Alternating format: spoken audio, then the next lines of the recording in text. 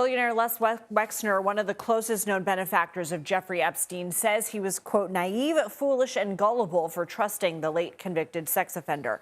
The 88-year-old testified before members of the House Oversight Committee in a closed-door deposition yesterday. He previously led the former parent company, Victoria's Secret, and hired Epstein to manage his money in the mid-1980s. In his prepared opening statement, Wexner said he cut ties with Epstein shortly after his arrest in late 2006, but the latest release of Epstein files show the two stayed in touch past then.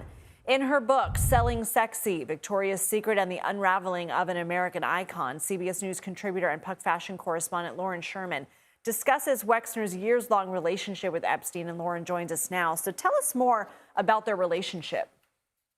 So Epstein was advising Wexner since the early 80s. He was introduced to him by the guys at Bear Stearns.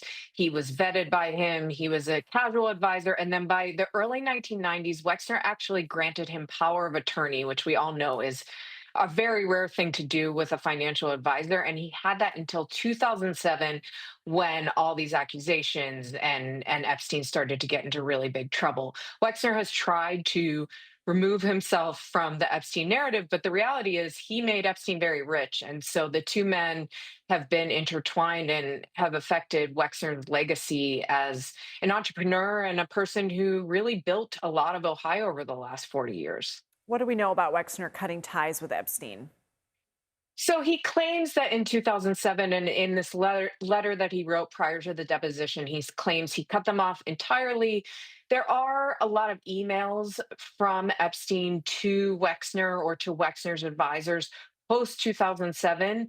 How much Wexner was actually engaging further, we'll never know. He denies that he and his family were involved with Epstein once he found out about all of this. There was also an accusation by Virginia Jeffrey that Wexner had abused her, but she eventually walked that back and said she had actually mixed him up with someone else.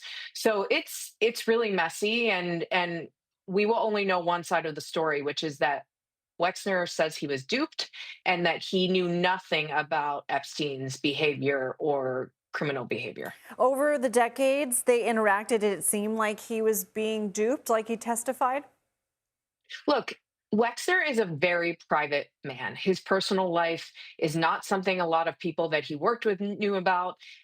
It was notoriously shy. And from the reporting that I did when we were writing Selling Sexy, what I found was that he used Epstein as a sort of crutch to do a lot of business work that he didn't want to deal with, making deals with developers, or when he was building his yacht, like managing that type of Hmm. stuff. He was Epstein was the confident, outgoing person that Wexner wasn't. And so he also used him to deal with family issues and things like that. Hmm. He was on the board of Wexner's charity. He replaced Wexner's mother. So look, they definitely had some sort of personal relationship. Whether or not Wexner knew about Epstein's dealings, we may never know, because there's only one person who is giving their side of the story. Lauren Sherman, thank you.